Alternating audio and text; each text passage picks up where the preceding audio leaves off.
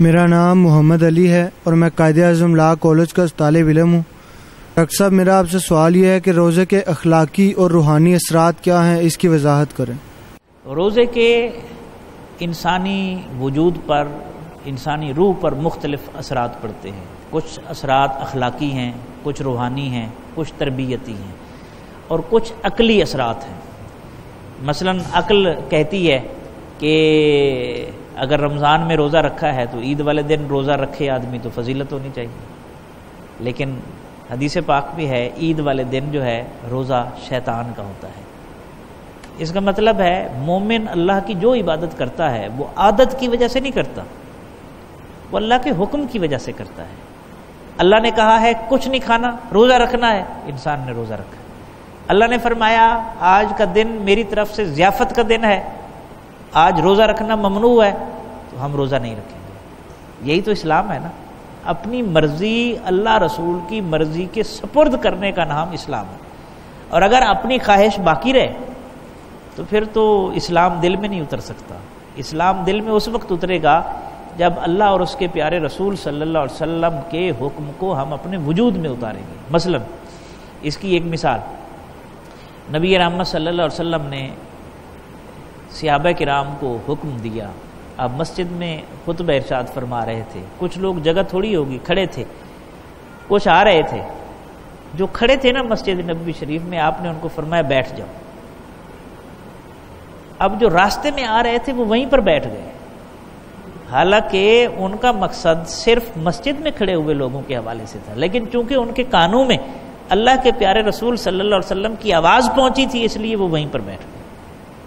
یہ ہے عبادت کا لطف کہ آدمی عبادت رب کی بندگی اپنی عادت کی وجہ سے نہ کرے بلکہ اس کے حکم کی وجہ سے کرے۔ مثلا جب اللہ تعالیٰ نے آدم علیہ السلام کو سجدہ کرایا، ابلیس نے انکار کیا، جانتے ہیں نا آپ سب۔ حضرت جنید بغدادی رحمۃ اللہ علیہ ایک دن کہنے لگے کہ پروردگار میں ابلیس کو دیکھنا چاہتا ہوں۔ ابلیس سامنے لایا گیا، آپ نے پوچھا مردود تو نے آدم علیہ السلام کو سجدہ کیوں نہیں کیا تھا؟ ابلیس نے کہا جی میں اللہ کے علاوہ کسی کو سجدہ نہیں کرتا، میں اللہ کے علاوہ کسی کو سجدہ نہیں کرتا۔ حضرت جنید بغدادی بڑے متاثر ہوئے اور کہا یہ اتنا توحید پرست۔ جیسے ہی یہ دل میں خیال پیدا ہوا نا، اللہ تعالیٰ نے الہام کیا جنید اس سے پوچھیں آدم کو سجدہ کرنے کا حکم کس نے دیا تھا۔ یہی تو عبادت ہے کہ وہاں اپنی مرضی یا عقل نہیں چلتی، اللہ نے جہاں کہا ہے مجھے سجدہ کریں اس کو سجدہ کریں۔ اللہ نے تعظیم کا سجدہ اگر کرا دیا آدم علیہ السلام کو، جبرائیل، میکائیل، اسرافیل، اسرائیل تو جھک گئے، باقی فرشتے بھی جھک گئے، تمام کے تمام فرشتوں نے سجدہ کیا کہ نہیں کیا؟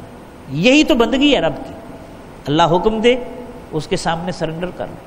اور پھر یہ جو آپ پڑھتے ہیں سورہ بقرہ، جب یہ آیات اتری کہ ہر چیز کا حساب لیا جائے گا، جو تم سوچتے ہو اس کا بھی حساب ہوگا، جو کرتے ہو اس کا بھی حساب ہوگا، صحابہ کرام پریشان ہوئے، نبی رحمت صلی اللہ علیہ وسلم کی بارگاہ میں حاضر ہوئے، آقا یہ کیسے ہوگا؟ اب سوچوں پر بھی پابندی ہے۔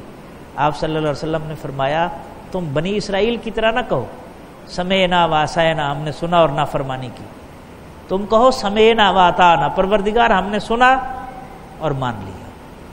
بندے سے اتنا مطالبہ کیا جاتا ہے جتنا اس کے بس میں ہوتا ہے، اس کی طاقت سے زیادہ اس سے مطالبہ نہیں کیا جاتا۔ لا یکلف اللہ نفسا الا وسعہا۔